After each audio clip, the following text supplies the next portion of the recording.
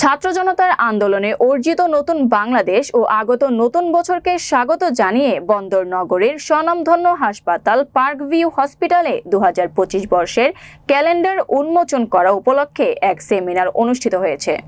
Rumen চৌধুরীর এর প্রতিবেদনে বিস্তারিত।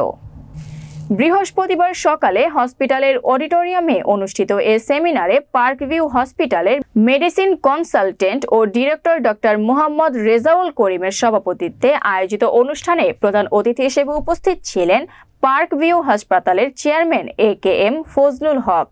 বিশেষ অতিথি ছিলেন হাসপাতালের ব্যবস্থাপনা পরিচালক ডাক্তার ATM রেজাউল করিম।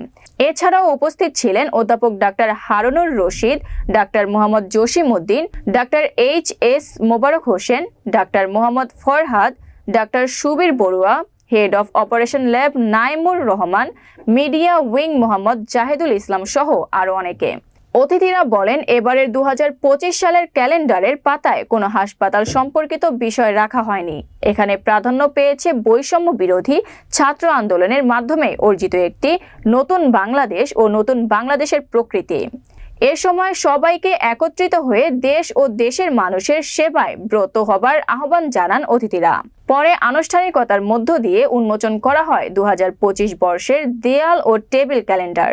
2025 সালের জন্য আমরা একটি পার্কভিউ হসপিটালের পক্ষ থেকে ক্যালেন্ডার, ওয়াল ক্যালেন্ডার এবং ডেস্ক ক্যালেন্ডার আজকে উদ্বোধন করলাম।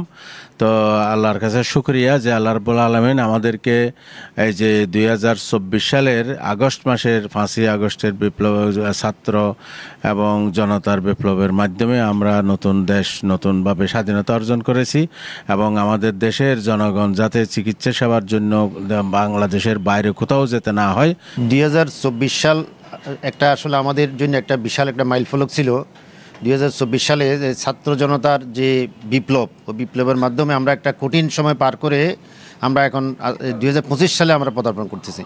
এই 2025 সালকে টার্গেট করে আমরা পার্কভিউতে একটা নতুন ক্যালেন্ডার, এটাতে বিশেষ করে আমরা এই যে অনেক ঐতিহ্য আমাদের এখানে আমরা সঞ্চিত করেছি। এটা দিয়ে আমরা 2025 সাল যাতে আমাদের ক্যালেন্ডারের মাধ্যমে আমাদের একটা বাণী, আমাদের ক্যালেন্ডারের মাধ্যমে আমাদের একটা বক্তব্য কিন্তু এখানে নীরবভাবে আমরা উপস্থাপন করেছি।